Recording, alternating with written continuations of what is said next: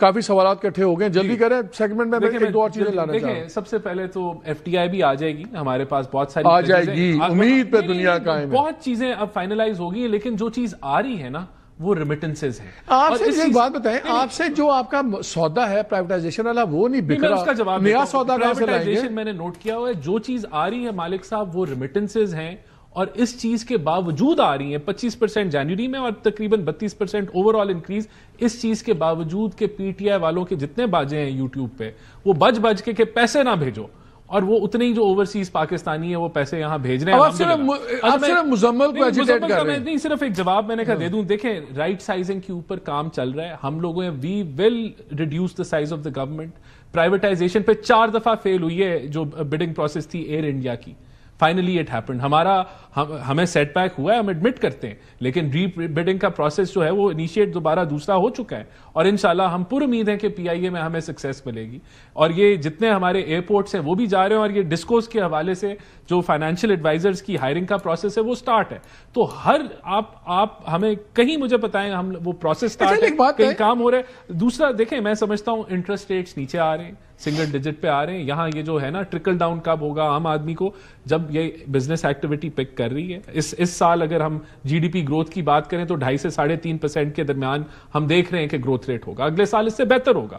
تو دیکھیں بات یہ ہے, میں نے آپ کو پہلی کہا دودھ شہد کی نہریں نہیں بہ رہی, لیکن ہم اس ڈائریکشن میں جا رہے ہیں جہاں بہتری نظر آئے گی. سارے انڈیکیٹرز پازیٹیو ہیں, ریفارم ہر شعبے میں ریفارم ہو رہی ہے, اور وہ انشاءاللہ تعالی اٹ ول بیئر فروٹ. جی مفتاح صاحب انشاءاللہ پہ بات چلی گئی. آخری بات ایف بی آر کی جو 1000 گاڑیاں ہیں, میں آئی اسٹینڈ بائی اٹ. دنیا میں ہم نے انالیسس کیا کہ جو یہ فیڈرل بورڈز ہیں, جو بھی ریونیو کلیکٹنگ باڈیز ہیں, وہ they are spending 2% of their collection. ہم تو 0.5% بھی نہیں خرچ کر رہے ایف بی آر پہ. اگر ہم اپنے ایف بی آر کو وہ نہ انفراسٹرکچر دیں گے, ان ملکوں کے فائنانس منسٹر ہاؤس میں کھڑے ہو کے یہ بھی نہیں بتاتے کہ 700-800 ارب وہ ڈپارٹمنٹ کھا گیا ہے جیبوں میں. وہ تو ہم اس لیے ملکوں کی جب ایگزامپل دیں پھر ساری چیزیں کمپیئر کریں. ہم ان کو اوور آل کر رہے ہیں, ہم کرپٹ ایلیمنٹس کو چھانٹی بھی کر رہے ہیں, ہم ڈیجیٹائزیشن بھی کر رہے ہیں, پرال کو بھی رینیو کر رہے ہیں, ہم نے فیس لیس اسیسمنٹ بھی کر لی ہے, بہت کچھ ہو رہا ہے. لیکن ساتھ ساتھ ہم اس کو وہ انفراسٹرکچر دے رہے ہیں, ایف پی آر کو وہ بازو دے رہے ہیں, وہ ٹانگیں دے رہے ہیں, جس سے وہ ٹیکس کلیکشن اور ایویژن کو کم کریں. مرزا صاحب وہ کہہ رہے ہیں آپ کیوں بے صبرے ہو گئے ہیں, وہ کہتے ہیں انشاءاللہ سب ٹھیک ہو رہا ہے. یار واٹس یور پرابلم؟ جی میں یہ گزارش کرتا ہوں, دیکھیں ایک تو Ehsan is like a younger brother to me, میرے چھوٹا بھائی ہے میرا. اچھا اب دیکھیں یہ جو انہوں نے بات کی نا کہ ایف بی آر کو گاڑیاں دینا اچھا کام تھا, چلو اگر اچھا تھا تو پھر کر دیتے, پھر کیوں نہیں کیا؟ ایک فیصل واڈا سے ڈر گئے آپ لوگ, ایک سینیٹر ہے آپ کی پارٹی کا بھی نہیں ہے, آپ اس سے ڈر گئے. ایک فیصل واڈا سے پوری حکومت ڈر کے بیٹھی, کابینہ نے فیصلہ کیا. نہیں یہ مجھے لگتا ہے دل کے اچھے لوگ ہیں. کابینہ نے فیصلہ کیا, مجھے لگتا ہے گزارش بہت اچھے لوگ ہیں. کابینہ نے فیصلہ کیا, فیصل واڈا نے آبجیکٹ کیا, یہ بات پیچھے ہٹ گئے. انہوں نے ریٹیل سے پیسے لینے تھے, وہ بھی ناراض ہوئے, ان کی بھی بات مان لی. دل کے اچھے لوگ ہیں یہ. نہیں آپ نہیں, میں ریٹیل تک تو ابھی آپ ہم تو ایک فیصل واڈا صاحب تو ان کی پارٹی میں نہیں ہیں, ان کو برا بھلا کہتے ہیں.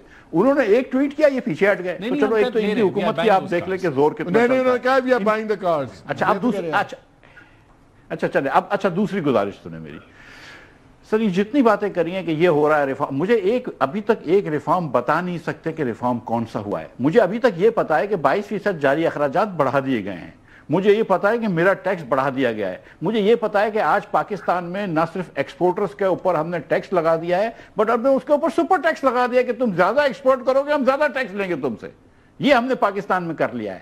ہم نے پاکستان کے اندر اس خطے کی سب سے مہنگی بجلی بیچ رہے ہیں, اس خطے کی سب سے مہنگی گیس بیچ رہے ہیں. دیکھیں آئی ایم ایف کی چیف ہماری بجلی دوسروں سے اچھی ہوتی ہے. انہوں نے ایک چیز تو کیا نا, کنونس کر لیا. آئی ایم ایف چیف نے, اچھا آئی ایم ایف پہ آتا ہوں میں, آئی ایم ایف چیف نے کہا ہے کہ ٹھیک ہے بجلی کے ٹیرفز پہ بات ہو سکتی ہے. So that is a good positive development. بھائی وہی بات ہے نا کہ بات ہو سکتی ہے, ہوگی. جو خرچہ کرنا ہے وہ فوراً کر لیا, جو ٹیکس بڑھانے ہیں وہ فوراً بڑھا لیے, جو ریفارمز کرنے ہیں وہ ہوں گے.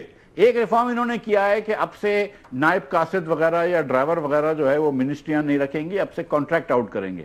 پتہ ہے کب سے کریں گے؟ جب جو کرنٹ لوگ ہیں وہ ریٹائر ہوں گے. یعنی کہ آج جو 30 سال کا لڑکا ہے جو آج وہاں نوکری کر رہا ہے، جب وہ 60 سال کی عمر میں ریٹائر ہوگا پھر جا کے ہم یہ ریفارم کریں گے. مطلب یہ تو جنید صفدر جب تک تو وزیر اعظم بن گیا ہوگا یار. اچھا مطلب گزارش یہ کہ کب کرو گے ریفارم؟ کر لو. اب یہ اس قسم کی جو چیزیں ڈیلے کرتے ہیں، ملک کے پاس وقت اتنا نہیں ہے. آپ یہ دیکھیے نا، میری بات سنیں کہ 10 میں سے 8 بچے اگر پڑھائی نہیں کر رہے، آپ کے 80 لاکھ بچے پیدا ہو رہے ہیں. ہم اس بات پہ بحث کر رہے ہیں کہ 20 لاکھ لوگ آتے ہیں نوکری پہ. نہیں، 20 لاکھ نہیں آتے. اب 30 لاکھ لوگ ہر سال لیبر فورس جوائن کرتے ہیں کیونکہ پاپولیشن بڑھ رہی ہے. 20 سال کا فگر 5-6 سال پرانا ہے. اب 30 لاکھ لوگوں کو نوکری دینے کے لیے آپ کو 6% گروتھ چاہیے. آپ گروتھ نہیں کر سکتے اور صحیح نہیں کر رہے کیونکہ آپ کے پاس آپ نے ریفارم نہیں کیے. لیکن ریفارم آپ کر نہیں رہے. بھائی کر لو ریفارم. کیوں اخراجات کم نہیں کر رہے ہو؟ کیوں پرائیویٹائزیشن نہیں کر رہے ہو؟ کیا ان کو نہیں پتا تھی کہ پی آئی اے میں ہول ہے 50 بلین کا کہ پرائیویٹائز نہیں ہوگی؟ ان کو پتا تھی یہ، پھر بھی نہیں کیا. اب فوجی پیچھے سے فون کر رہے ہیں اور لوگوں سے کروا رہے ہیں پرائیویٹائزیشن. ان سے ایک پیسے کا کام نہیں ہوتا ہے.